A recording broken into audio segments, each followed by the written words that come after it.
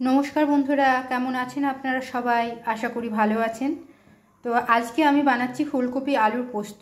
শীতকাল পড়ে গেছে, নরম নরম ফুলকপি বাজারে খুব ভালোই উঠেছে, তাই একটু ফুলকপির পোস্ত না খেলে হয় না নিরামিষ দিনগুলিতে। তাই ফুলকপি কেটে নিয়েছি, একটু আমি ছোট ছোট করে কেটেছি, আপনারা চাইলে বড়ও কাটতে পারেন একটু। আর এদিকে কেটে নিয়েছি আলু আর দুটি কাঁচা লঙ্কা নিয়ে নিয়েছি। এবারে রান্নাটা শুরু করি। এখানে কড়াইতে নিয়ে নিয়েছি সরষের তেল। পোস্ত সরষের তেল ছাড়া তো ভাবাই যায় না।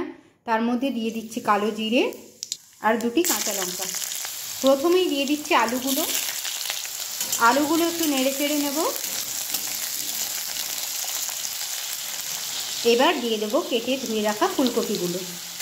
এবারে ফুলকপি আর আলু ভালো করে ভেজে নেব। গ্যাসটা রেখে দিয়েছি মিডিয়াম হিটে। যদি ফুল হিটে দিয়ে দিই, ফুল ফ্লেমে, তাহলে তেলটা তাড়াতাড়ি শুকিয়ে নেবে। আর ফুলকপি তো এমনিই তেল টেনে নেয়, আপনারা জানেন।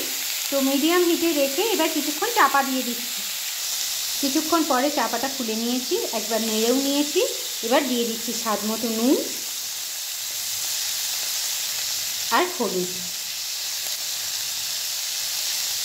এবারে ভালো করে মিশিয়ে নেব নুন হলুদটাকে ফুলকপি আলুর সঙ্গে দিয়ে আরও কিছুক্ষণ চাপা দিয়ে ভেজে নেব, যাতে ফুলকপি আর আলুটা প্রায় অর্ধেকের বেশি সেদ্ধ হয়ে যায়।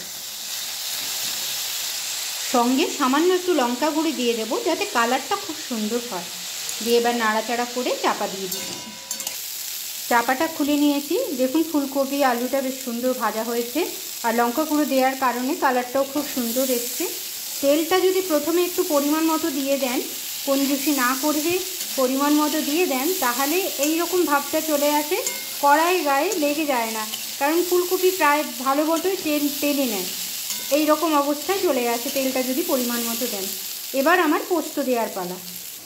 এখানে আমি 3 চামচ পোস্ত নিয়েছি, তার সঙ্গে 4টি কাজু আমি পেস্ট করে নিয়েছি।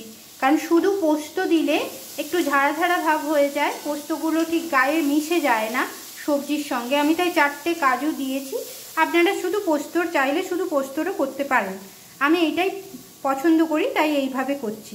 এবারে পোস্ত বাটাটা দিয়ে দিচ্ছি পোস্ত বাটা। পোস্তটা দেওয়ার পরে ভালো করে পোস্তটা সবজির সঙ্গে মিশিয়ে নিতে হবে, একটু ভাজা ভাজা করে নিতে হবে। পোস্তটা সুন্দরভাবে সবজির সঙ্গে ভাজা হয়ে গেছে। এবার জল দিয়ে দেব। তার আগে দিয়ে দিচ্ছি সামান্য একটু মিষ্টি। আমি প্রত্যেকটি রান্নায় মিষ্টিটা দিয়েই থাকি, তো পোস্ততেও তার ছাড় যাবে না, আমি পোস্ততেও দিচ্ছি। আপনারা আপনাদের মতো দেখে নেবেন, আপনারা যদি পছন্দ করেন দেবেন, না দিলে অসুবিধে কিছু নেই।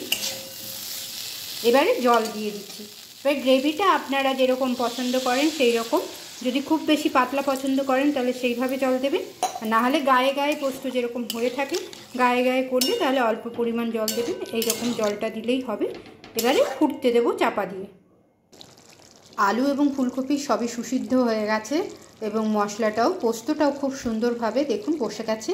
এই রকম নামিয়ে নেব আমি, কারণ এরপরে পোস্ত বসে যেতে পারে, ঠান্ডা হলেই বসে যাবে। আর নামানোর আগে পোস্ত মানেই অতি অবশ্য একটু কাঁচা সরষের তেল, অল্প, খুব বেশি না, কাঁচা সরষের তেল এবার মিশিয়ে নেব, নিয়ে নামিয়ে নেব। পোস্ত আমার রেডি, এবার নামিয়ে নিচ্ছি। এই দেখুন নামিয়ে ফেলছি ফুলকপি আলুর পোস্ত। তাহলে এইভাবে একবার পোস্ত বানাবেন আর আমাকে জানাবেন কেমন লাগলো আপনাদের। জানি সবার বাড়িতেই আলু পোস্ত, ফুলকপি আলুর পোস্ত, পটল পোস্ত হয়েই থাকে, তাও আমি আমার মতো করলাম, সেটাই আপনাদের সঙ্গে শেয়ার করলাম। ভালো লাগলে আমাকে জানাবেন। তাহলে বন্ধুরা আজকে এইটুকুই রাখলাম, নমস্কার।